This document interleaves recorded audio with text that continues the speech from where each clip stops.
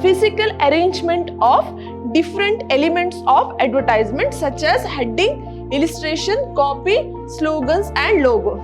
The designer must know the purpose of the advertisement, target audience and type of the product. If the market is concentrating on only smaller space or smaller market, then it needs lower budget. So if you are using TV or digital media, it requires more cost.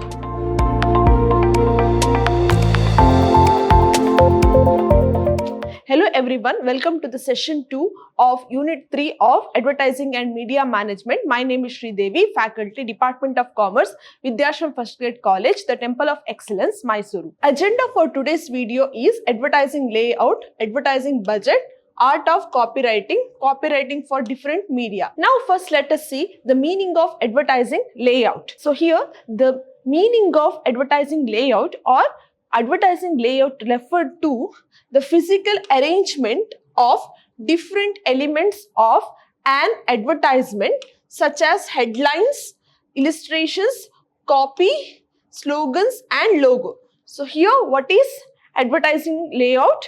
Advertising layout is the physical arrangement of different elements of advertisement such as heading, illustration, copy, slogans and logo. So here it shows how advertisement will look before it finally produced.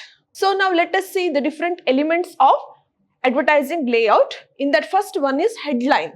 So what is headline? Headline is the first line of the advertisement. So what is headline? It is the first line of the advertisement, and what it does, it attracts the attention of the readers and it should be short, clear and appealing. So what first element of advertising layout is heading. Now let us move to the second element, that is illustration. So what is illustration? It includes pictures, drawings and images, and also it helps in quick understanding of the message and it makes the advertisement more attractive. So next one is slogan. So it is short and catchy phrase and helps in brand recall. For example, simple memorable lines. Next one is logo and brand name. So what it does, it recognizes the advertiser, it builds brand image and usually placed at the bottom. So next one is white space. So what it does, it empties space around the elements. What is the white space? It is the empty space around the element, and what it does, it improves the readability and avoids the overcrowding. Now let us see the importance of advertising layout. What is this? It attracts the attention of the viewers and it improves the readability, create good impression and it enhances the effectiveness of the advertisement. Now let us see how to design the advertisement. So the first one is understanding the objective. So before designing any advertisement, what we have to do, we have to understand the objectives. The designer must know the purpose of the advertisement, target audience and type of the product. Next one is selecting the message and the theme. So message should be clear and meaningful and theme should be match the brand image. Next, choosing layout and visuals. That is, decide the placement of the headline, image and the copy, and it should use suitable colors and fonts. Next one is preparing rough layout. So here preliminary sketch of the advertisement shows position to all the elements. Next one is the final layout. So it improved and polished version of the rough layout and also it is ready for production. Next one is producing advertisement. So let us see what is producing the advertisement. It means converting the design into final advertisement ready for release. So steps in advertising production is copywriting. So here writing persuasive and attractive content and language should suit the audience. Next one is artwork and illustration. So here what is artwork and illustration? It means creation of images, graphics and visuals, and also it improves the visual appeal. Next one is photography and video production. So here used mainly for print, TV and digital ads, and it should be clear and professional. Next one is approval and proofreading. So after that, what we are doing, the step is advertising is checked for errors and it should be approved by advertisers. And last one is final release. That means here advertisement is released through selected media, that may be newspaper, magazine, TV or digital platforms. So next one is advertising budget. So we will see the factors considering while determining the advertisement budget, or we can also call it as nature and method of advertisement appropriation. So let us see what is advertisement budget. So advertisement budget refers to the amount of money set aside by a firm for the advertising activities during a specific period of time. So here it covers the expenses on advertisement creation, media cost, production and distribution. Now let us see the factors considered while determining the advertisement budget. So first one is nature of the product. So consumers' goods require more advertising. So next one is industrial goods require less advertisement. So here before doing the advertisement, we should see the nature of the product. So we divide the products into two groups, that is consumer products and the industrial goods. In that case, consumer goods needs more advertisement and the industrial goods require less advertising. Next stage in product life cycle. So here new products need heavy advertisement and mature product need reminder advertising. That means if already existed products are there, that will be the new product. It requires more advertising because consumer will not be aware of that product. But whenever it comes to mature product, then it needs only reminder advertising because the consumer might be already knowing about that product. So next one is market competition. So here high competition requires higher advertisement budget, but whenever it comes to less competition, it requires low budget. That means if our product is having lot of competition, then we have to give more advertisement or our advertisement budget should be more. But if our competitors are less, then we can fix lower advertising budget. So next one is target market size. If we are targeting on a larger market, then it will be, our advertisement budget will be more. That means larger market needs higher advertising expenditure. But whenever it comes to smaller market, that means if the market is concentrating on only smaller space or smaller market, then it needs lower budget. Next point, that is advertising objective. So if awareness creation needs more budget, reminding advertisement or advertising needs less budget. That means if the product is new, then we have to create more awareness among the consumer. In that time, we need more budget. If there is a reminder advertising, it needs less budget. Next, financial position of the firm. So here, higher financial position allows higher spending. That means if the company is financially strong, then he can spend more on the advertising budget. But if any company is financially weaker, then it can spend only less amount or it can fix less advertising budget. Next one is media used. So if you are using TV or digital media, it requires more cost. That means TV and digital medias are more costly. Whenever it comes to print or local media, the cost will be less or we can fix less advertising budget. Let us see the meaning of advertising appropriation. What is that? So advertising appropriation refers to the allocation of funds for advertising purposes. So here, nature of advertising appropriation, it is planned in advance. It is flexible based on market conditions. It is periodic, usually annual, and it is goal-oriented. So next, let us see the methods of advertising appropriation. In that, first one is percentage of sales method.